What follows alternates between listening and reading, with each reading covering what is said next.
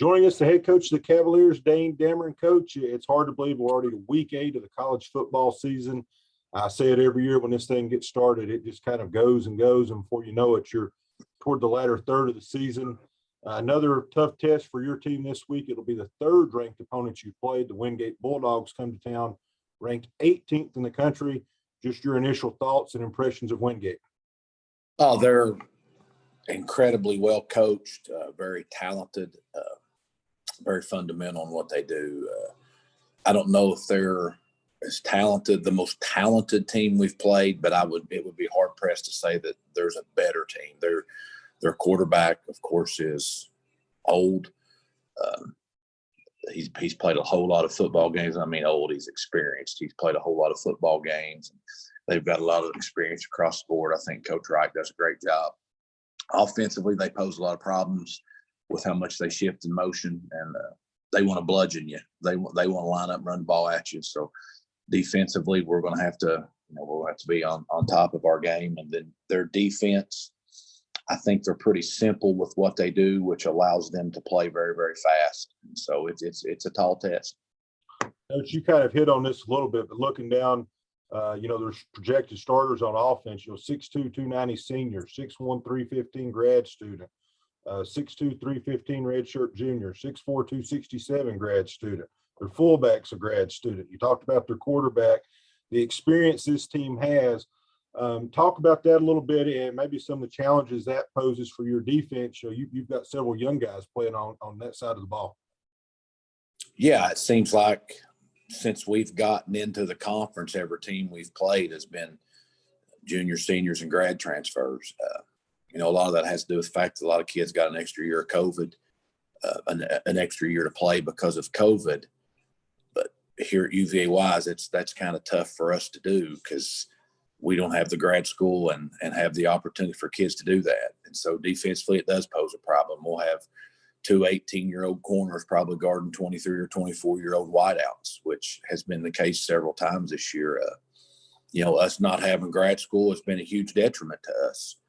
I think our defense has played pretty good. We've given up too many big plays, but with the inexperience we have in the back end of our secondary, that'd be a whole lot better if grad student Demetrius Mann, grad student Marquise Hamilton, grad student Marcus Terror were able to play football for us, because we'd had something to offer them in grad school. And so that's been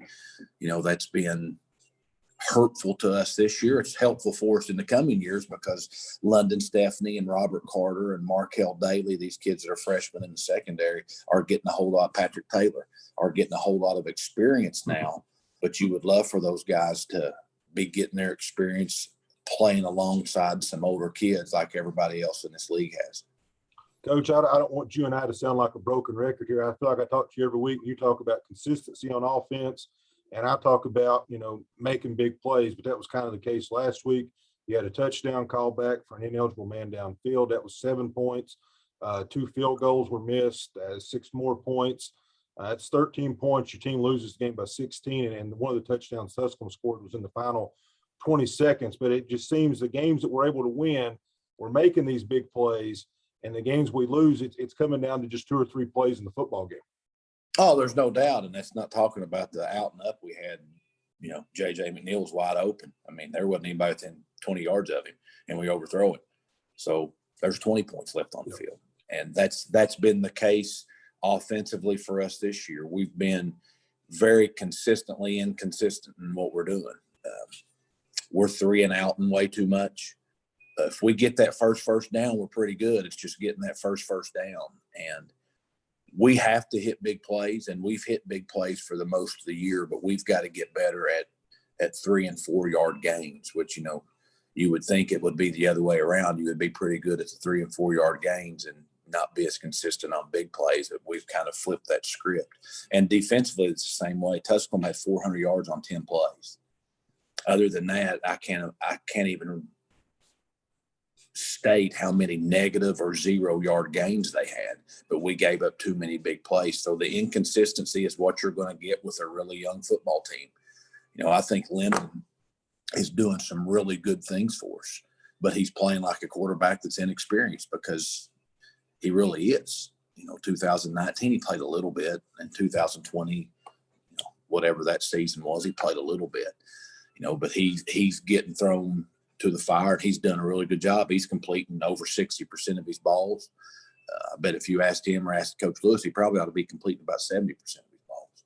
And so we've just got to get to the point consistency takes over, because I think, as you and I have talked about, this is the most talented football team we've had, but we just got to develop more depth, and that's where we're behind. Is just the depth. When we start getting some kids nicked up or knocked out, we don't have the quality to put in some of those positions just because. And so we've got to continue to develop depth, and that's something that we're working on every single day. We're just not good enough yet to play okay and win. And when we get to that point, it'll be real fun around here. But right now, every week it's like Groundhog Day, man. And this league is tough, and so we just got to continue to make plays. I'm proud of our kids. I think they're battling their tails off. We were struggling offensively in the second half against Tusculum. Our defense just continued to step up, and make plays. And then we cut it to 23-21. We still had a chance. And so we just got to make those plays to give ourselves a chance to win the game. Coach, we'll end on a positive here. This will be the third ranked opponent you've played.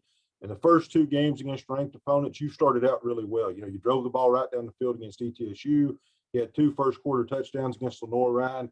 Talk about that a little bit and how your team's been able to get off to a good start this year against these ranked teams to give yourself a chance. Well, I think our kids get excited to play.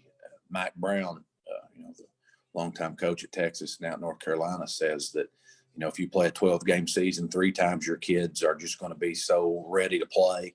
You don't have to say anything to them. 3 times, you're just going to line up and be better than the team you're playing. But it's those other 6 you got to worry about, because you never know what's going through these minds of these 18 to, in our case, 18 to 20-year-olds. But our kids, I got no complaints, Daryl. I think they've come ready to play every week. I would say the one that we really didn't was the start of Newberry. I thought at Mars Hill we came ready to play. We had some very unfortunate penalties that were penalties, and then we dropped too many balls. But I love this team. I love how they work together. It's a fun group to come around. You come out to practice yesterday, you would have thought we were 7-0, and I think we've got great leadership on this team, and we just got to make more plays. And I mean, they'll be ready. Wingate will be ready. Wingate's coming off one they never thought they'd lose. So, we're going to get their best effort at similar to what it was against Newberry. We got Newberry's best effort because we just come off beating the champ, if you will. And so we're going to get Wingate's best effort. And so our kids are going to have to be ready to rock and roll. And, we're excited for the opportunity. Fans, it's the Bulldogs and the Cavaliers, the 18th ranked Wingate Bulldogs at Smith Stadium. Saturday, 12 o'clock. Come on out. If you can't make it, you can watch it live on UVAWiseCavs.com or listen on FM 93.5. Thank you, Coach. Thanks, Daryl.